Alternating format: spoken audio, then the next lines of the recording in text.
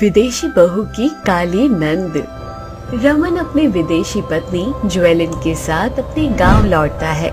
उसकी गोरी चिट्टी ज्वेलिन को देख रमन की माँ सरिता की आंखें फटी की फटी रह जाती है। वे सभी गेट की चौखट पर खड़े थे। रमन की दोनों बहनें रेनू और रेखा भी अपनी विदेशी भाभी को देख बड़े ही सरप्राइज होती हैं। रेनू का रंग सांवला था, लेकिन रेखा दूध जैसी सफेद थी। रेखा ज्वेलिन को मस्का लगाते हुए रमन से बोलती है, अरे भैया, ये हमारी भाभी नहीं, चांद का टुकड़ा है, टुकड़ा। इतनी गोरी चिट्टी और खूबसूरत भाभी को देखकर मेरा तो मन खुश हो गया। बेटा, तुझे विदेश पढ़ाई करने भेजा था, लेकिन तूने तो लंदन पेरिस को ही अपना ससुराल बना दिया। मुझे सोचने का मौका भी नहीं दिया। रमन, अच्छा किया आपने नहीं सोचा, क्योंकि जितनी सुंदर भाभी भैया लेकर आए हैं, आप इस जन्म में तो इतनी सुंदर भाभी ढूंढ भी नहीं पाती। अरे चुप कर कलमुही, नजर मत लगा मेरी प्यारी बहू को। जा जल्दी आरती की थाली लेकर आ, बस हर समय ही करती रहती है। सरिता का ये व्यवहार रेनू को अच्छा नहीं लगता। वह दुखी होकर घर के भीतर से आरती की थाल लेकर आती है। सरिता उस थाली को लेकर अपने बहू बेटी की आरती उतारती है। ज्वेलिन का इस घर में आना कोई आम बात नहीं था। लोग ज्वेलिन की सुंदरता को किसी परी के रूप में ही देख रहे थे। इस बात से रेखा ज्वेलिन से जलने लगी। एक दिन ऐसे ही ज्वेलिन अपने कमरे में मेकअप कर रही थी। तभी रेखा उसके कमरे में आती है। उसे कहती है, अरे अरे अरे अरे भाभी, आप ये क्या कर रही हैं? आपको भला मेकअप टचअप की जरूरत क्यों पड़ने लगी? आप तो पूरी हुर की परी हो। अरे नहीं दीदी, मेरी नई नवेली शादी हुई है। मेकअप टचअप तो जरूरी है, शादी के बाद तो सभी करते हैं ना। आप मुझे मना क्यों कर रही हैं? अरे भाभी, आप कितनी भोली हो। मैंने आपको मेकअप करने के लिए थोड़ा ना मना किया है। मैं तो बस आपका भला चाहती हूँ। आप इन केमिकल वाले मेकअप प्रोडक्ट्स को छोड़कर हमारे यहाँ के देसी मेकअप अप्लाई कीजिए। आपके चेहरे का ग्लो और भी खिलकर बाहर आएगा। मेरे पास है कुछ, रुको मैं अभी लेकर आती हूँ। रेखा इतना कहकर स्टोर रूम में एक काली ग्रीस का डब्बा लेकर आती है और उसे ज्वेलिन को देते हुए कहती है, ये लो भाभी, ये है हमारा देसी मेकअप। इसको लगाने के बाद आप मिस वर्ल्ड बन जाओगी। ज्वेलिन रेखा की बातों में आ जाती है। वे डब्बे से काली ग्रीस निकालकर अपने हाथों पर रखती है। ज्वेलिन उस चिपचिपी ग्रीस को देखकर रेखा से कहती है, ये क्या है दीदी? ये तो गटर के कीचड़ की तरह दिख रहा है। क्या सचमुच इसे लगाने से मेरे चेहरे पर ग्लो आएगा? हाँ हाँ भाभी, आप मुझ पे विश्वास करो। ज्वेलिन उस पर विश्वास करके उस ग्रीन को अपने चेहरे पर लगा लेती है और उसे लगाने के बाद सभी के सामने आती है। जब सबकी नजर उसके चेहरे पर पड़ती है, तब सभी लोग ठहाके मारकर हंसने लगते हैं। अरे भाभी, ये क्या हुआ आपके चेहरे को? सत्यानाश बहू, तू नाले में गिर गई थी क्या? ये मुंह पर कीचड़ क्यों थोप रखा है? What happened with your face? Is this your makeup? तभी पीछे से रेखा आती है और ज्वेलिन का मजाक बनाते हुए कहती है, भाभी को भगवान ने शक्ल तो अच्छी दी, लेकिन अक्ल तो ढीली ढीली दी है।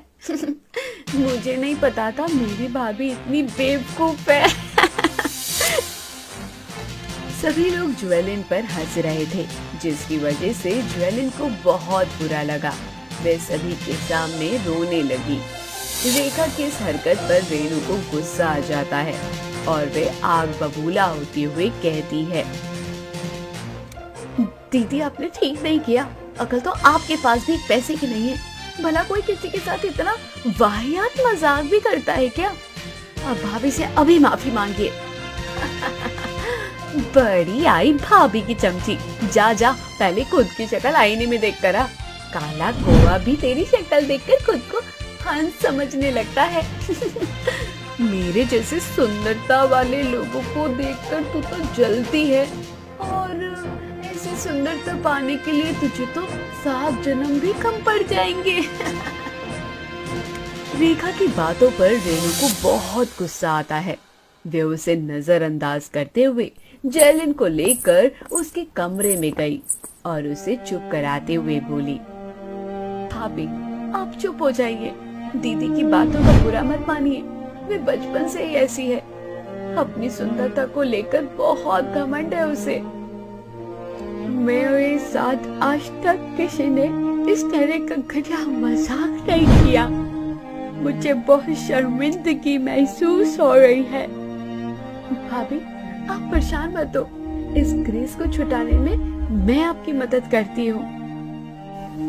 रेणु झट से मिट्टी और कटा हुआ नींबू और थोड़ा सा नमक लाकर उसके चेहरे पर रगड़ती है, जिसकी वजह से ग्रीस छूट जाती है। जयलिन अपना मुंह धोकर शीशे में देखती है तो वे फिर से अपना चमचमाता हुआ चेहरा देखकर खुश हो जाती है। ज्वेलिन रेणु से कहती है, थैंक यू दीदी, थैंक यू सो मच। इस घर में रमन के पास तुम ही हो जो मुझे समझती हो। तुम दिल से बहुत साफ हो। लेकिन भाभी लोग तो पहले चेहरे को देखते हैं, उसके बाद इंसान का व्यवहार। मेरा चेहरा सांवला होने की वजह से मुझे काफी शर्मिंदगी झेलनी पड़ती है। बाहर वालों के साथ साथ घर वाले भी मेरा मजाक उड़ाते हैं। अरे दीदी आप चिंता मत करो, अब मैं आपकी पर्सनल ब्यूटिशियन हूँ। अब आप देखो मैं आपको धीरे धीरे एकदम चमकदार बना दूंगी। ऐसे ही उन दोनों में आपसी रिश्ते मजबूत हो जाते हैं। ज्वेलिन रेणु का डिफरेंट तरीकों से मेकअप करती है। मेकअप करने के बाद रेणु का चेहरा खिलखिलाकर सामने आता है। अब दोनों एक दूसरे से अच्छे से घुल मिल जाते हैं। एक दिन पूरा परिवार एक साथ बैठकर टीवी देख रहा था। टीवी पर मिस वर्ल्ड की ऑडिशन रिलीज होने की खबर आ रही थी, जिसे देख ज्वेलिन बोल पड़ी, दीदी आप इस ऑडिशन में हिस्सा लेना। ज्वेलिन की इस बात पर सभी हंसने लगते हैं। सभी को ये लग रहा था कि ज्वेलिन रेणु के सांवलेपन का मजाक उड़ा रही है, लेकिन ज्वेलिन सच में रेणु को मिस वर्ल्ड के ऑडिशन में देखना चाहती थी। ज्वेलिन इतना ही सोच रही थी कि तभी रेखा बोल पड़ी, अरे भाभी लगता है आपका दिमाग घुटनों में सरक गया है। न जाने ऐसे कैसी कैसी बहकी बातें कर रहे हो। तुम जैसी सुंदर लड़की मिस वर्ल्ड नहीं बन पाई और ये काली कलूटी ऑडिशन के गेट से ही भगा दी जाएगी। रेखा की इतनी बात सुनकर सरिता और रमन हंसने लगते हैं। रेणु उदास होकर अपने कमरे में चली जाती है। तभी पीछे से ज्वेलिन जाकर उसे समझाती है, अरे दीदी मुझ पर विश्वास रखो, पूरा भरोसा रखो। मैं जानती हूँ अगर आपने इस ऑडिशन में हिस्सा लिया तो आप मिस वर्ल्ड के हकदार जरूर बनोगी। लेकिन मैं कैसे? आप तो जानती हो ना कि मैं सुंदर नहीं हूँ।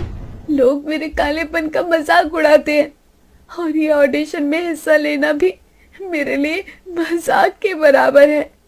नहीं दीदी, आप बस इस ऑडिशन में जाने के लिए तैयार हो जाएंगे, बाकी सब मुझ पे छोड़ दीजिए। ज्वेलिन के बहुत समझाने पर रेणु उसकी बात मान जाती है और ऑडिशन में हिस्सा लेने के लिए तैयारी शुरू कर देती है। ज्वेलिन तरह तरह के मेकअप उस पर अप्लाई करती है।